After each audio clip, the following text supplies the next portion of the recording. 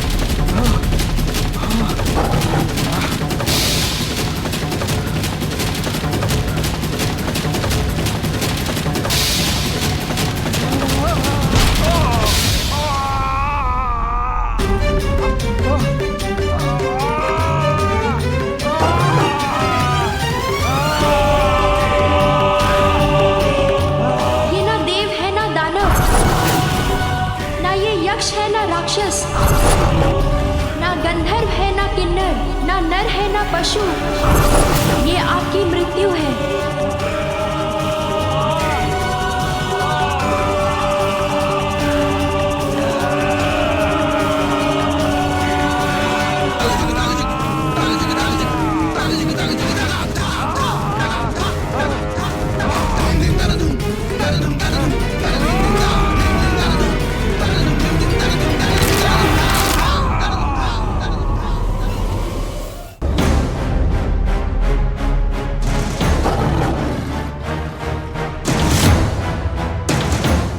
ना भीतर ना बाहर, ना आकाश ना पाताल, ना जल में ना थल पर, ना दिवस है ना रात्रि है। ये स्थान और ये पल दोनों आपकी मृत्यु के लिए है।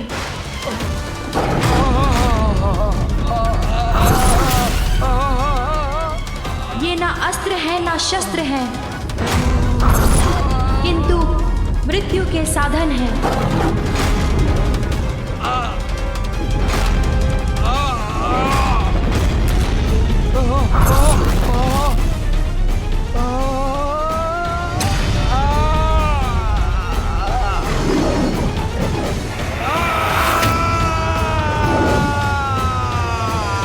ओम श्री हरि।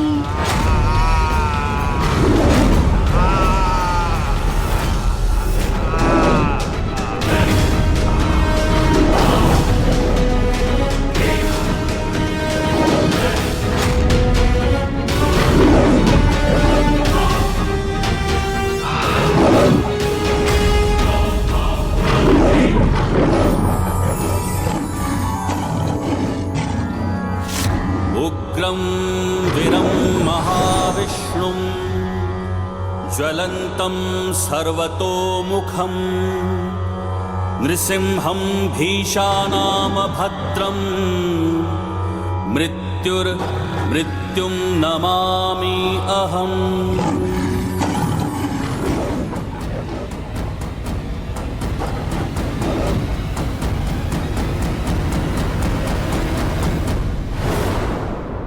अनुज अंधकासुर नरसिंह रूप में श्री हरि नारायण यहीं प्रकट हुए थे।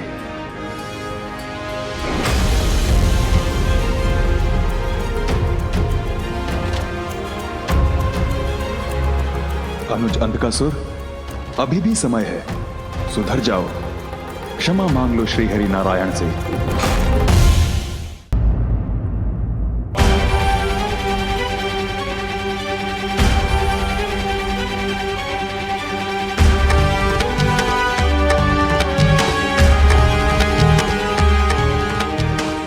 होने को ही है।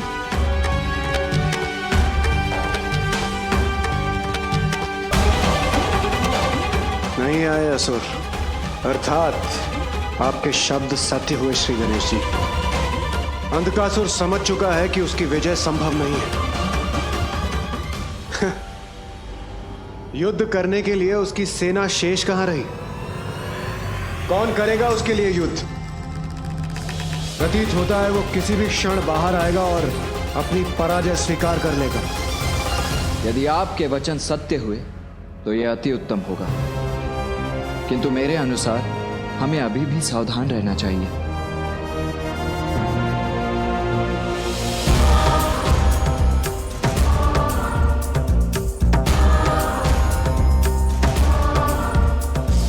अनुज अंधकासुर, भोर हो चुकी है, अब तुम्हें देवताओं के समक्ष आत्मसमर्पण कर देना चाहिए।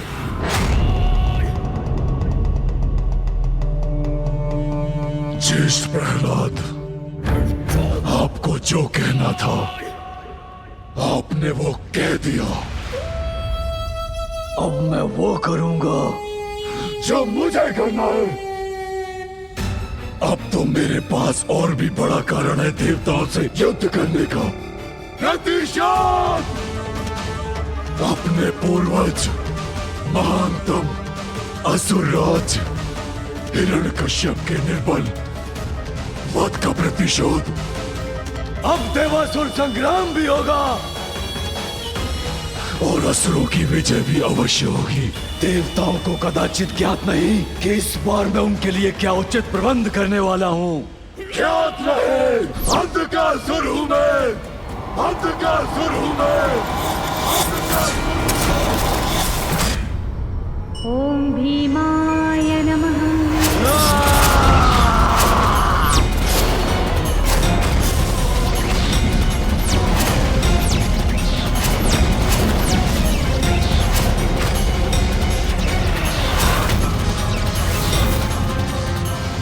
पुत्र गणेश, ये मुझे कैसी अनहोनी का आभास हुआ है। गणेश सकुशल तो है?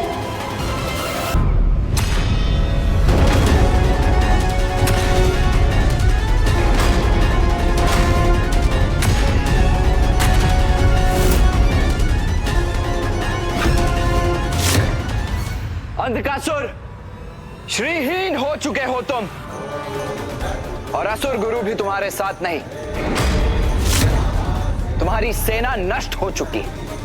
अब पराजय रूपी ये जो सत्य तुम्हारे समक्ष खड़ा है, उसे स्वीकार करते हो?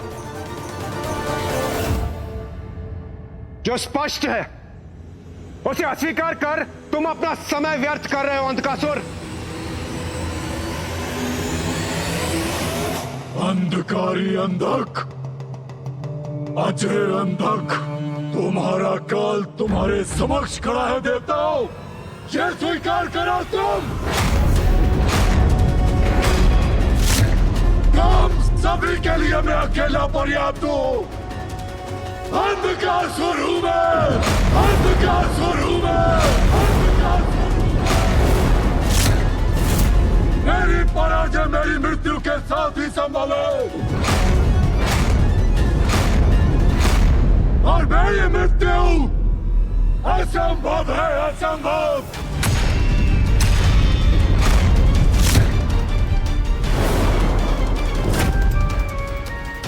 सत्य कहा ना ब्रह्मदेव, वरदान दीजिए मुझे ब्रह्मदेव, जब तक रक्त की एक बूंद भी मेरे तन में शेष रहे, कोई मेरा वध न कर सके। स्मृति धुंधला रही है तुम्हारी अंधकासुर।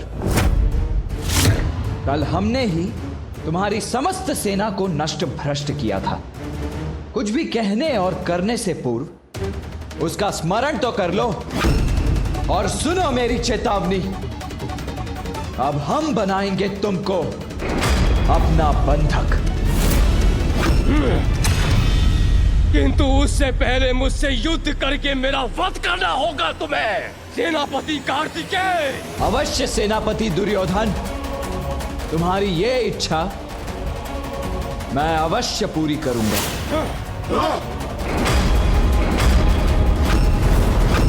मैं सेनापति दुर्योधन को वश में करता हूं। गणेश, इंद्रदेव, आप सभी अंधक को बंदी बनाइए।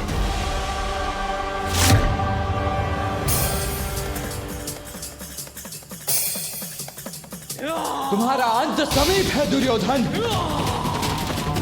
आज इस युद्ध का अंत होकर ही रहेगा।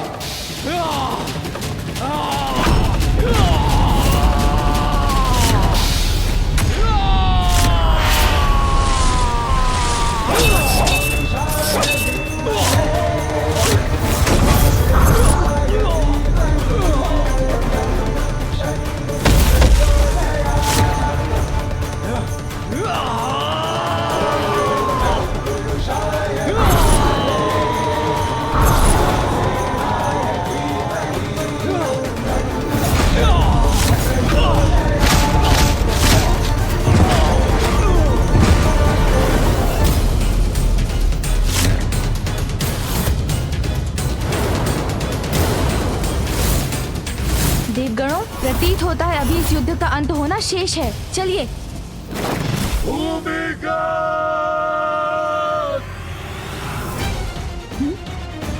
अब किसे बुलाया है अंधकासुर ने?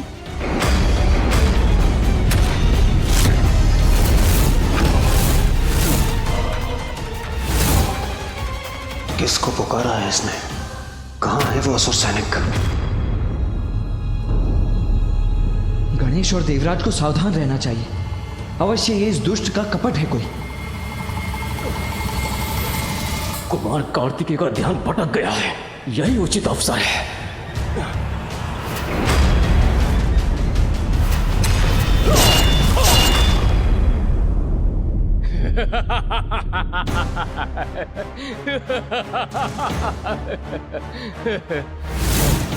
विजय श्री से श्री के हट जाने के बाद भी विजय शेष रहती है। मैं वही प्राप्त करूंगा। श्रीहीन होने के बाद भी अपनी प्रचंड शक्ति से तुम्हें तुम्हारी मृत्यु को प्राप्त करवा दूंगा।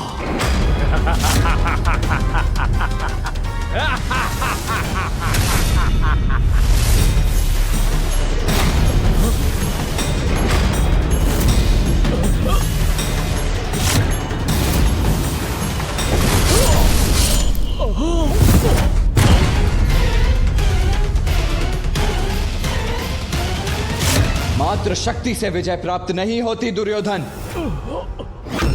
भूमिगत! अब किसका वाहन कर रहा है ये दुष्ट? दिखाई तो कोई नहीं दे रहा।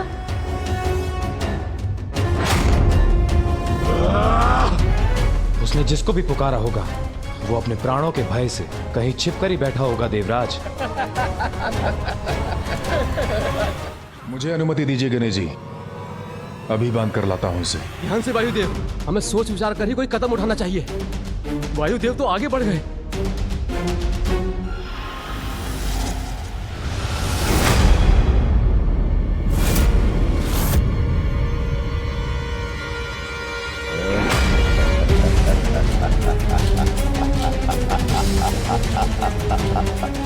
कौन है ये आकृति?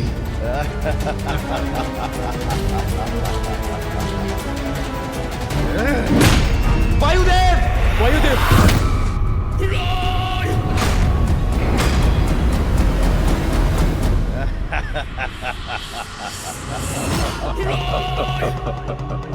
अब आएगा आनंद देवताओं। ये कौन है पीछे?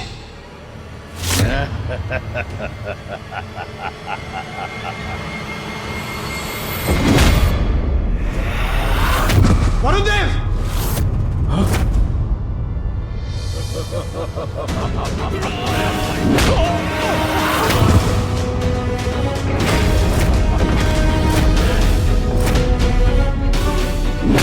देवराज संभालिए।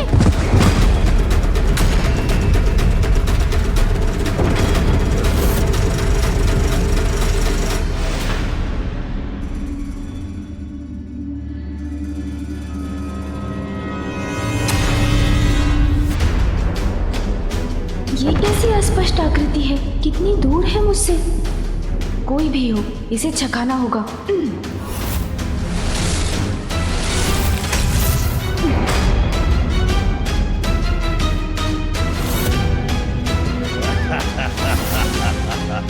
किंतु ये एक नहीं।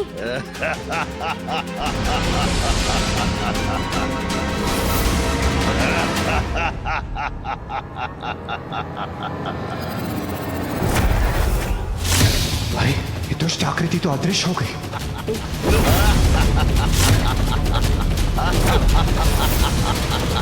अरे मेरे वार से कोई क्षति नहीं पहुंची इसे।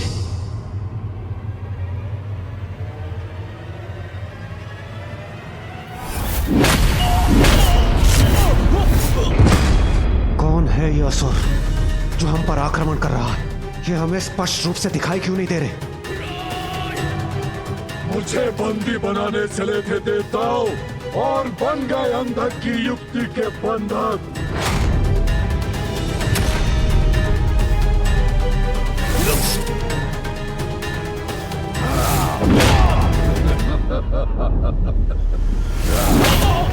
सेना नहीं देवताओं, मात्र भूमिगत तुम्हारी सेना को नष्ट करने के लिए पर्याप्त है।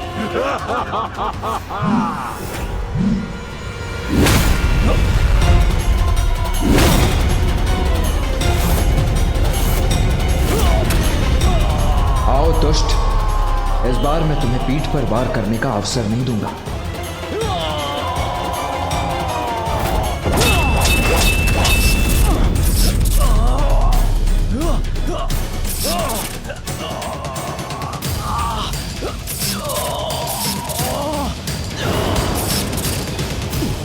देवता संकट में है। ये तो मेरी ओर ही बढ़ रहा है। इसे पुनः छकाता हूँ।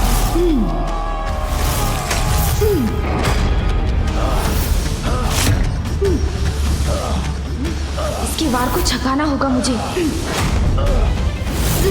शीघ्र कुछ करना होगा मुझे। सोन जी,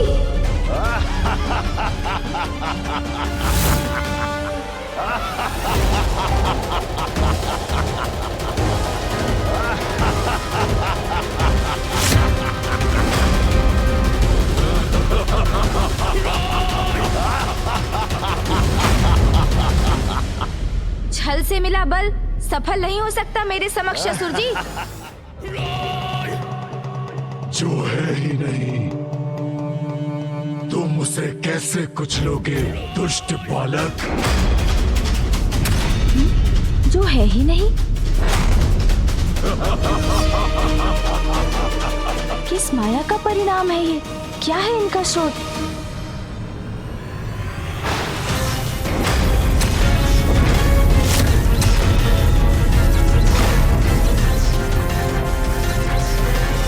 अग्निदेव, वरुण देव, वायुदेव, आप सभी पीछे हट जाइए।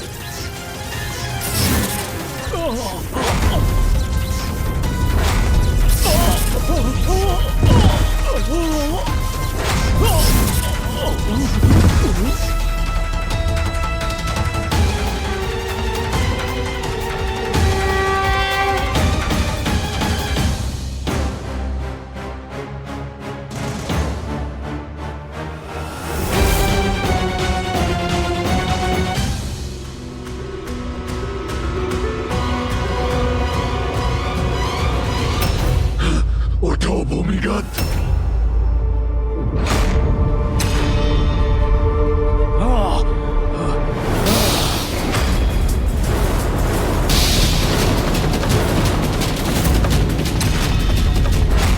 ये तो पुनः उठ खड़े हुए।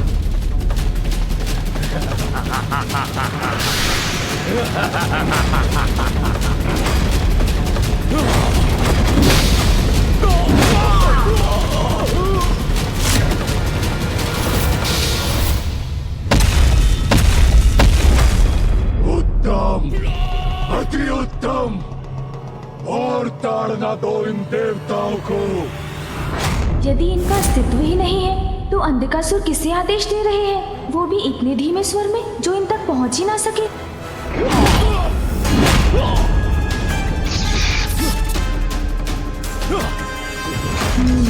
इस रहस्य का कारण अवश्य ही महल में छुपा प्रतीत होता है।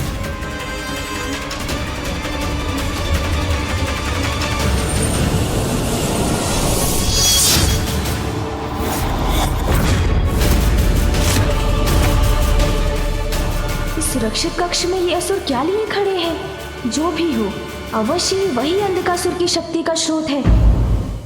बात हुआ, अब तुम्हारी मृत्यु निश्चित है।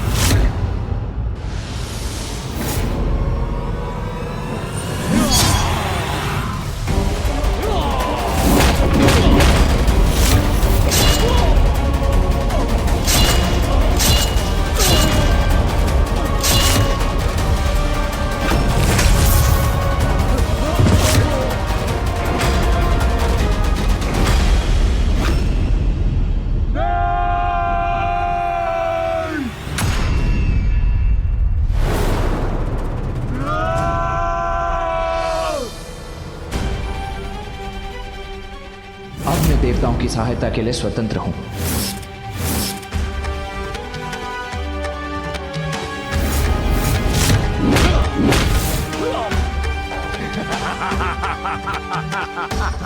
इस बाधा को भी मार्ग से हटाना ही होगा मुझे।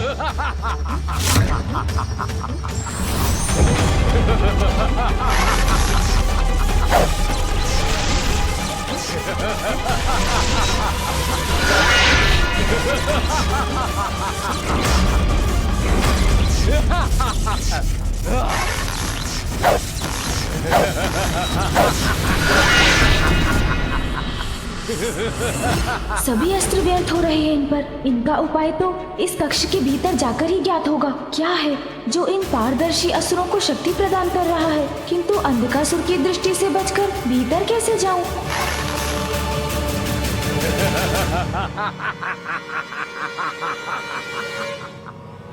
गणेश, ये क्या कर रहे हो तुम?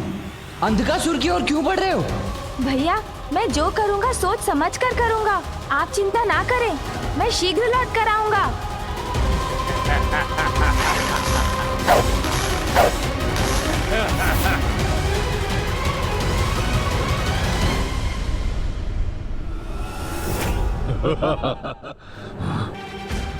कैसी भी माया का प्रयोग करे किंतु आगे नहीं बढ़ सकेगा ये बालक। अब तो भ्रम में पड़ेंगे ही अंधकासुर।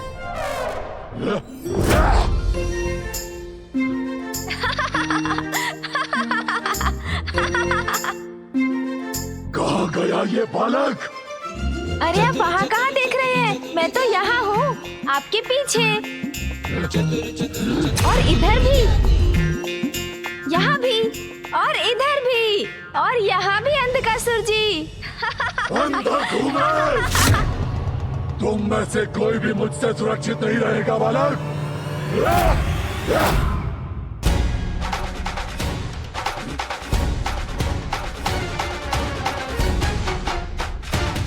अंधकासुर को मैंने भ्रमित कर दिया है।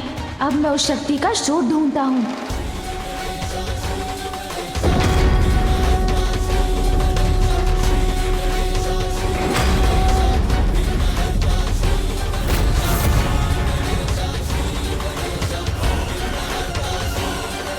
कहाँ हो सकता है उस शक्ति का स्रोत?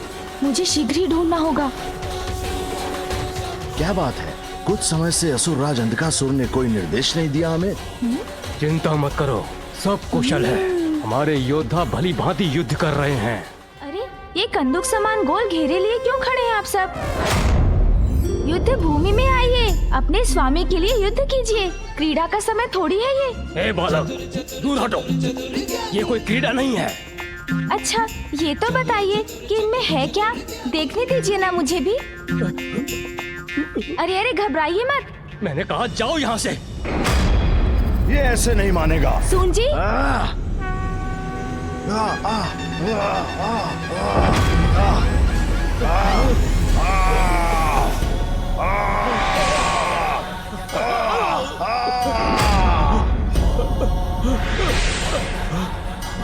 सामना करो इस गजमुख बालक का।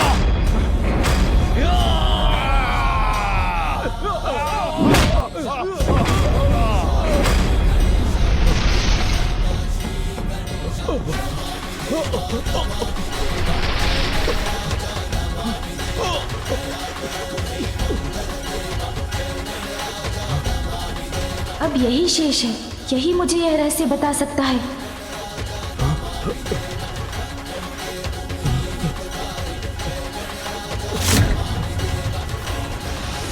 मुझे आहत मत करो, मेरा कोई दोष नहीं है। क्यों? तुम्हें क्यों सुरक्षित रहने दूं मैं?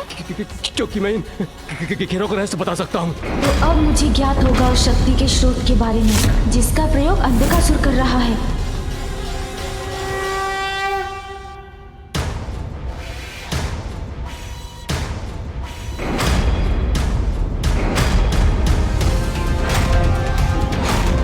अरे, पुनः कैसे अदृश्य हो गए बालक के प्रतिरूप? अंधकासुर,